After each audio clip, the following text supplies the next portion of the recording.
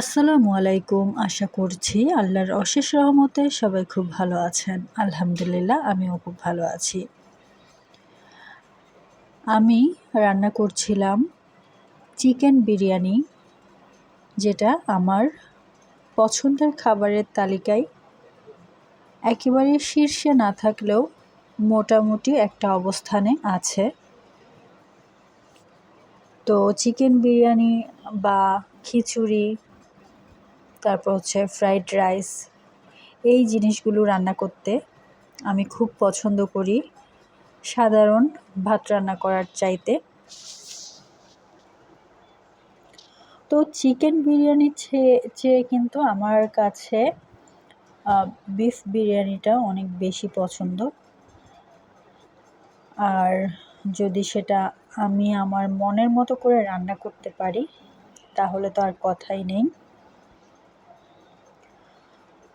তো এখানে দেখতে পেলেন চিকেন বিরিয়ানি রান্না করার জন্য প্রথমেই আমি চিকেনটা প্রিপেয়ার করে নিয়েছি। এরপর হচ্ছে চালটা প্রসেস করার পালা। তো চিকেন বিরিয়ানি, খিচুড়ি যাই রান্না করেন না কেন অবশ্যই চালটাকে বেশ অনেকক্ষণ ধরে ভাজতে হবে। এটাই হচ্ছে চিকেন বিরিয়ানি বা বিফ বিরিয়ানি বা খিচুড়ি ঝরঝরে হওয়ার অন্যতম একটা শর্ত। যদিও আমি বেশ অনেকবার কিন্তু এই ধরনের খাবারগুলো রান্না করেছি, তারপরও আমার অনেক সময় কিন্তু ভয় কাজ করে রান্না করার সময়, বিশেষ করে যখন আমার আম্মু আশেপাশে থাকে তখন। তো এখানে রান্নার মাঝামাঝি পর্যায়ে দেখতে পাচ্ছেন আমি প্রিপেয়ার করা মাংসগুলো বিরিয়ানির সাথে মিশিয়ে দিচ্ছি এবং চুলার যে তাপটা উঠছিল তার জন্য মোবাইলের ক্যামেরাও কিন্তু বারবার ব্লার হয়ে যাচ্ছিল। তো যাই হোক, এই ভিডিওটা কিন্তু আমার অনেক দিনের আগের ভিডিও, আমি এতদিনে শেয়ার করছি। আর শেয়ার করে কিন্তু ডিলিট করতে হবে, কারণ অনেক ভিডিও জমে গিয়েছে আমার মোবাইলে। তো নতুন করে কিন্তু খুব একটা ভিডিও বানাতে পারছি না, করতে পারছি না, তাই জন্য আগের ভিডিওগুলোই দিতে হচ্ছে। তো এটা দুপুরের খাওয়া দাওয়া ছিল। আর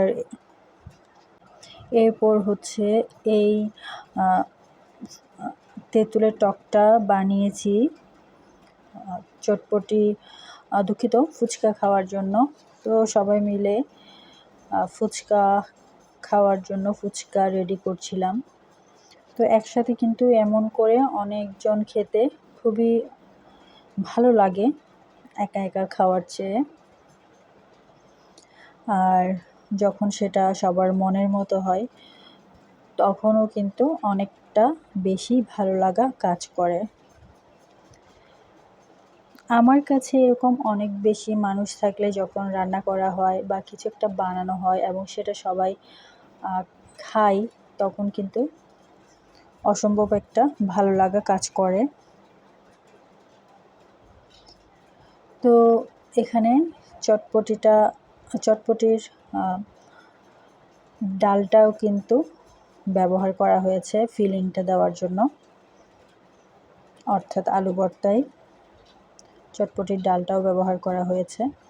একেবারেই মিশে গিয়েছে সেটা, যদিও আমার কাছে এভাবে মিশে গেলেও ভালো লাগে, আবার যদি একটু গোটা থাকে তখনও কিন্তু অনেক ভালো লাগে।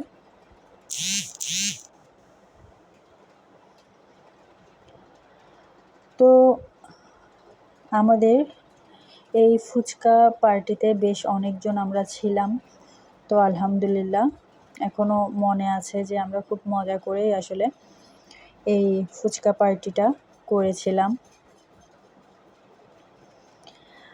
আমাদের জীবনে এই ধরনের মুহূর্তগুলোই কিন্তু আসলে আমাদেরকে বাঁচিয়ে রাখে, বেঁচে থাকতে উদ্বুদ্ধ করে।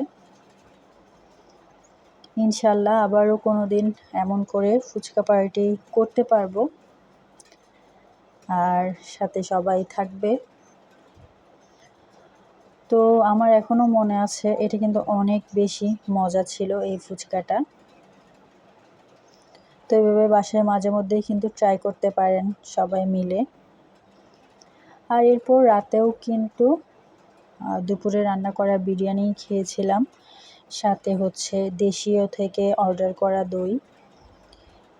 দইটা হোম ডেলিভারি নেওয়া হয়েছিল, তো এটাও কিন্তু অনেক ভালো ছিল। ইনশাল্লাহ এই রোজাতেও আবার অর্ডার করব দইটা। তো আজকের ভিডিওটা আমি এখানেই শেষ করছি। আল্লাহ হাফেজ।